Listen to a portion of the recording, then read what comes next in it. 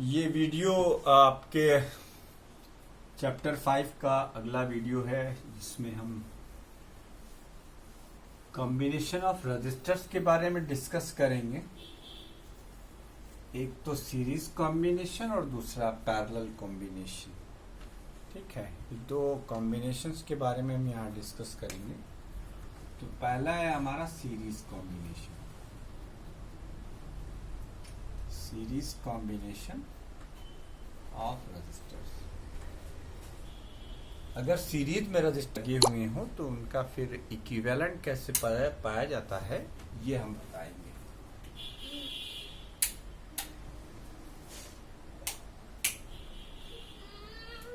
Series में अगर registers लगे हुए हो तो उसका इक्विवेलेंट कैसे किया जाएगा। तो इसके लिए हम मानते हैं लेट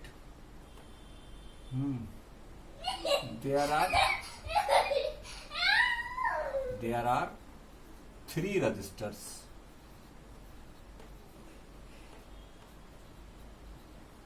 of resistances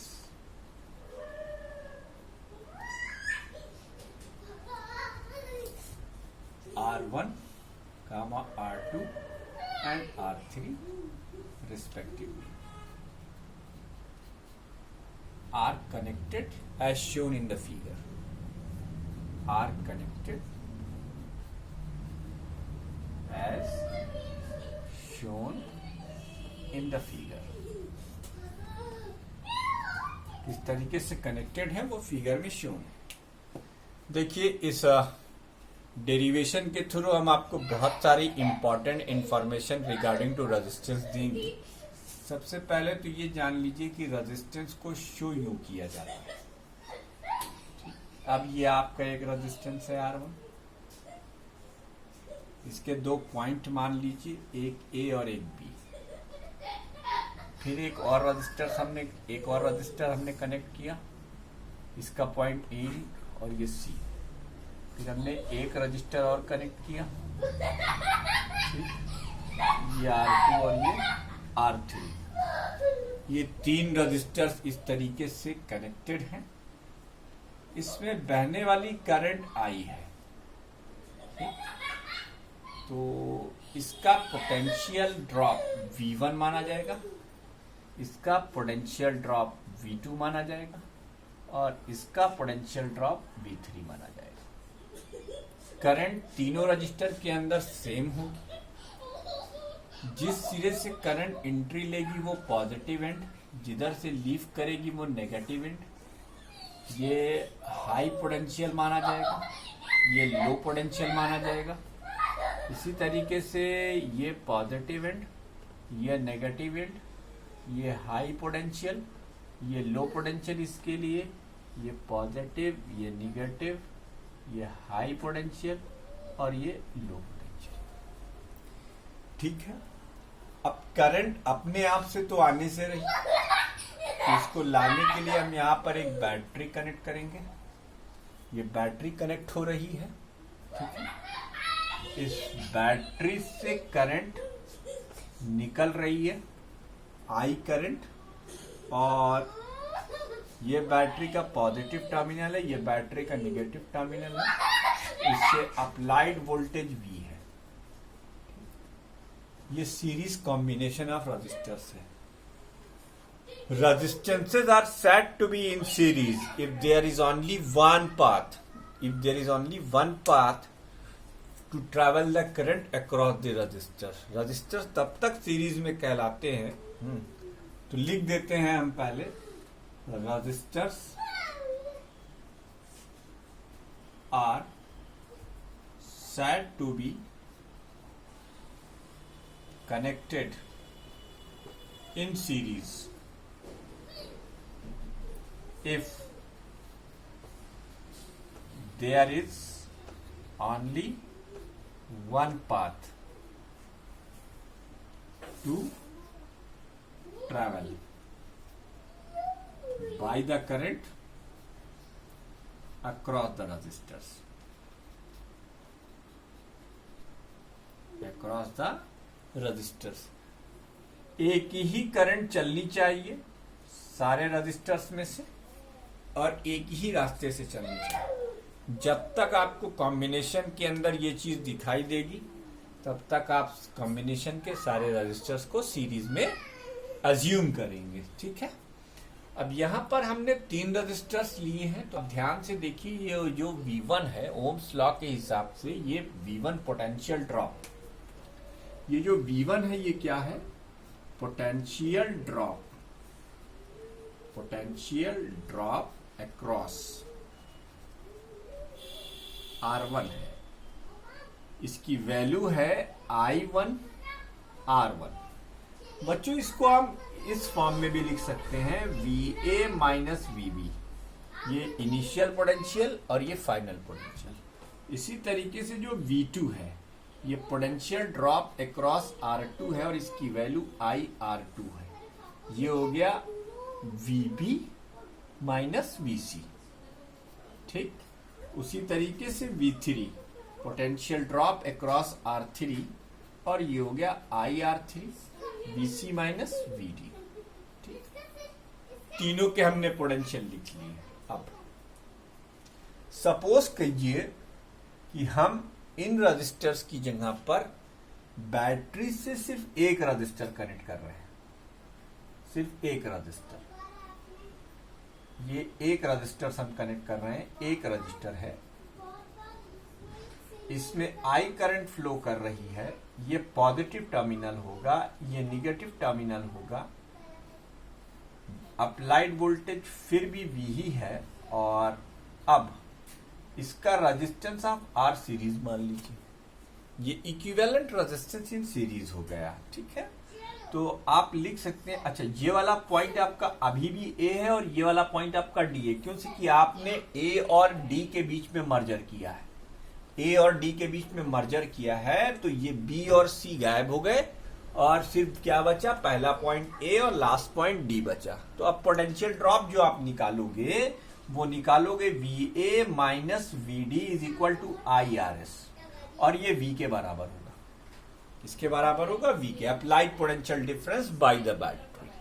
ठीक है, करना क्या है, अब हमें करना ये है कि ये जो हमारे 3 इक्वेशंस बने हैं, देखिए जगह की तंगी है इसलिए मैं इधर इनको बना रहा हूं, आप लोग अपनी कॉपी में ऐसे ना बनाइएगा, ये उधर लिखिएगा 1 2 3।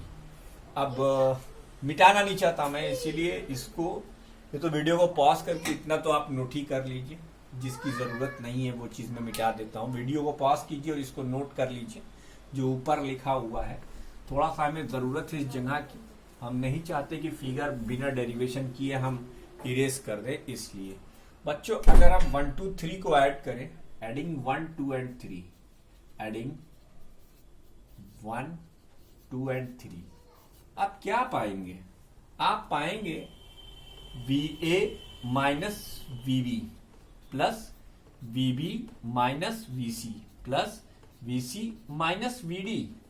देखिए I तीनों में कॉमन है, आप कॉमन ले लें I, और यहां पे आप लिख दें R1 plus R2 plus R3। Wow, अब देखिए आप VB से VB कैंसिल, VC से VC cancel, VA minus VD is equal to I times R1 plus R2 plus R3। देखिए ठीक है, तो इससे अगर हमने इक्वेशन नंबर 5 माना है, सॉरी 4 माना है, और हमारे ये जो इक्वेशन है 5, अब जरा 4 और 5 को इक्वेट कर लीजिए। क्योंकि आप वीडियो को पॉज करके नोट कर चुके होंगे, तो अब हम ये फिगर भी मिटा रहे हैं, क्योंकि अब हमें इसकी फिलहाल जरूरत नहीं है, क्योंकि इसका इक्विवेलेंट सर्किट हम यहाँ पे ड्रॉ कर चुके हैं। तो हम ये मिटा रहे हैं। अब जब हम इसको मिटा रहे हैं तो फिर हम क्या कह रहे हैं, इक्वेटिंग 4 एंड 5, इक्वेटिंग 4 एंड 5। 4 और 5 को इक्वेट करने पर आपको दिखाई देगा एक तरफ IRS और दूसरी तरफ दिखाई देगा I times R1 plus R2 plus R3। It implied that RS is equal to R1 plus R2 plus R3।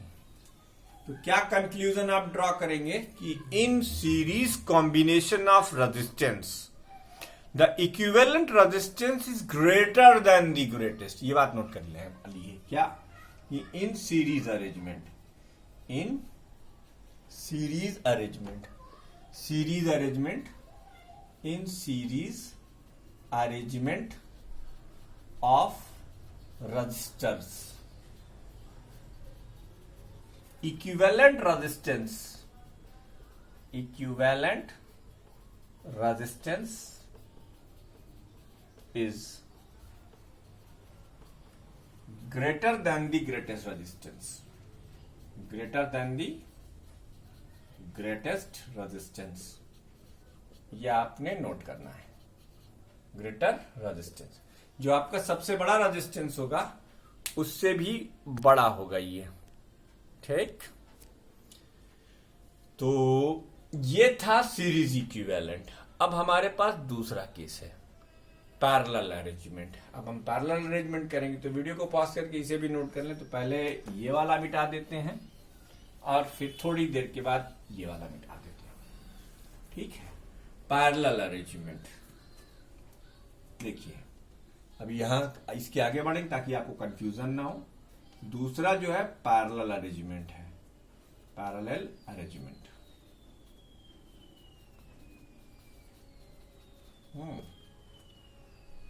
Resistances are said to be in parallel. Resistance are said to be in parallel if potential difference, if potential difference across all the resistors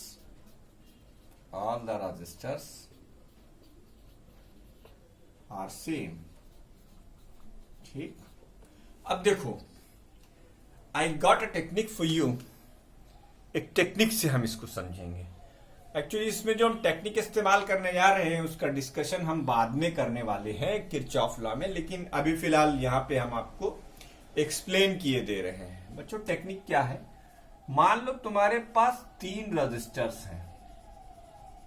पहला आपने ये माना, इसमें I1 current चल रही है, इसका ये सिरा पॉजिटिव है, ये सिरा निगेटिव है, इसका रेजिस्टेंस R1 है। ऐसे ही आपके पास एक दूसरा रजिस्टर है जिसमें I2 करंट एंट्री ले रही है, पॉजिटिव एंड होगा, जिधर से करंट आएगी, और जिधर से करंट लीव करेगी वो नेगेटिव एंड होगा। ये आप लोग ध्यान में रखेंगे, इसको I2 बोलेंगे। ऐसे ही आपके पास एक तीसरा रजिस्टर है, ठीक। तीसरा रजिस्टर है आपके पास जिसमें ये I3 है, ये प्लस, ये माइनस और ये I3। अब इन तीनों को आप कनेक्ट कर दीजिए ऐसे एक वायर के थ्रू, और यहां से इसके ऊपर एक बैटरी अप्लाई कर दीजिए। ये बैटरी का पॉजिटिव इलेक्ट्रोड, ये बैटरी का नेगेटिव इलेक्ट्रोड। बच्चों एक बात ध्यान दो कि ये पॉजिटिव यहां को पॉजिटिव करेगा और यही पॉजिटिव इनके साथ पॉजिटिव, इस पॉजिटिव की वजह से ये तीनों पॉजिटिव है। ये निगेटिव इसको निगेटिव करेगा और इसीलिए ये तीनों भी निगेटिव पर है। कहने का मतलब ये है कि जो आपका अप्लाइड वोल्टेज V है वही आपका इस पर भी अप्लाई है, वही आपका इस पर भी अप्लाई है, और वही आपका इस पर भी अप्लाई। तो पैरेलल अरेंजमेंट में पोटेंशियल सेम रहता है, करंट डिवाइड करती है। क्या डिवाइड करती है बेटे? करंट डिवाइड करती है। कैसे करंट डिवाइड होती है आप देख सकते हो, और अप्लाइड पोटेंशियल सारे रजिस्टर्स के पोटेंशियल के बराबर होता है, ठीक है। अब हम ओम्स का लॉ लिखेंगे, लेकिन जरा डिफरेंट वे में। जैसा हमने सीरीज में लिखा था वैसा बिल्कुल भी नहीं लिखेंगे, ये मैं मिटा रहा हूं। अब हमें पैरेलल के बारे में अच्छे से जानकारी लेनी है। I1 current across the R1। I1 की वैल्यू क्या है? Current across R1। इसकी value according to Ohm's law V upon R1 होगी। ऐसे ही अगर हम I2 की वैल्यू लिखें तो ये करंट अक्रॉस R2 होगी। V अपॉन R1 ऐसे लिख दो और V अपॉन R2। ऐसे ही अगर I3 की बात की जाए तो ये R3 पे करंट होगी और ये V अपॉन R3 होगी। ठीक, इसके बाद हम इन तीनों रजिस्टर्स की जगह पर एक रजिस्टेंस लगाना चाहते हैं जिससे हमें इक्विवेलेंट पता हो सके। तो अब सपोज कीजिए कि आपने एक रजिस्टर लगाया है जिसका रेजिस्टेंस आरपी है, ठीक, और इसमें बहने वाली करंट आई है, और ये अप्लाइड बैटरी से वोल्टेज V है। ठीक, तो यही वोल्टेज तो इस पर भी अप्लाई होगा, लेकिन ये जो करंट है ये करंट इन तीनों करंट के सम के बराबर होगी। यानी अगर इसे आपने इक्वेशन नंबर 1, इसे इक्वेशन नंबर 2 और इसे इक्वेशन नंबर 3 माना है, तो फिर इसके लिए जो आप इक्वेशन लिखोगे वो क्या लिखोगे? आई V अपॉन आरपी। ठीक, V अपॉन आरपी, ये इक्वेशन नंबर 4 हो गया। ठीक है, अब एक काम करते हैं, इसे मिटाते हैं। मैं इसीलिए स्टेप में इरेज कर रहा हूं ताकि आपको कंफ्यूजन ना हो। 3 इक्वेशन ये बनाए, इसका इक्विवेलेंट यहां लिखा, चौथा इक्वेशन बनाया। अब लिखते हैं एडिंग 1, 2 एंड 3। Adding 1, 2 and 3। इन तीनों को जब आप ऐड करोगे तो आपको मिलेगा I1 plus I2 plus I3। V common out, 1 upon R1 plus 1 upon R2 plus 1 upon R3। और ये तीनों करंट सम है, इस I के इक्विवेलेंट है। I की value V 1 upon R1 plus 1 upon R2 plus 1 upon R3, और I की जगह पर आप इक्वेशन 4 से लिख सकते हो V अपॉन RP। लीजिए साहब, आ गया आपका equivalent resistance in parallel, R2 plus 1 upon R3। V से V कैंसिल, तो इक्विवेलेंट रेजिस्टेंस क्या आ गया? 1 upon RP is equal to 1 upon R1 plus 1 upon R2 plus 1 upon R3। ठीक, ये पैरेलल अरेंजमेंट में इक्विवेलेंट रेजिस्टेंस निकाल ले गए। अब आप देख सकते हैं कि पैरेलल अरेंजमेंट में resistance smaller than the smallest होगा। रेजिस्टेंस क्या होगा बेटा? स्मॉलर देन दी स्मॉलेस्ट हो जाएगा। तो अब इसको हम इरेज करते, अब ये वाला पोर्शन इरेज करते हैं। ठीक, स्टेप में इरेज किया है और वीडियो तो रिकॉर्ड हो ही रहा है। ठीक, तो hence in parallel arrangement, hence in parallel arrangement, hence in parallel arrangement, equivalent resistance, equivalent resistance is smaller than the smallest। ये होता है smaller than the smallest resistance. ठीक, ये नोट डाउन कीजिए, वीडियो को पॉज करके हम इसे इरेज करके आपको कुछ और इंपॉर्टेंट पॉइंट्स इसके बारे में बताना चाहेंगे। तो सीरीज अरेंजमेंट में करंट सेम रहती है, पोटेंशियल डिवाइड होता है। पैरेलल अरेंजमेंट में पोटेंशियल सेम रहता है और करंट डिवाइड होती है। ठीक है, क्या डिवाइड होती? करंट। एक एग्जाम्पल से समझ लो, सवालों के लिए तो अलग वीडियो है ही है, लेकिन फिर भी इसमें कुछ, जैसे कि बेटा ज्यादा लंबी वीडियो बनाएंगे आप वैसे ही बोर हो गए हैं, बोर हो जाते हैं वीडियो देख के। देखो, ये 3 ओम का रजिस्टर, ये 2 ओम का रजिस्टर और ये एक 6 वोल्ट की बैटरी। ऐसे ही 2 रजिस्टर हैं तुम्हारे पास, एक 3 ओम का रजिस्टर है और एक 2 ओम का रजिस्टर है। ठीक, और ये हमने जोड़ा है, इसको भी हमने 6 वोल्ट की बैटरी से जोड़ा है। अब फर्क देखो, इसका इक्विवेलेंट पहले वाले का, आर सीरीज की वैल्यू 3 + 2 यानी 5 ओम। करंट निकालनी हो V/R सीरीज कर दो, ये क्या हो जाएगा 6/5, देखो 1.2 एम्पियर करंट आ गई।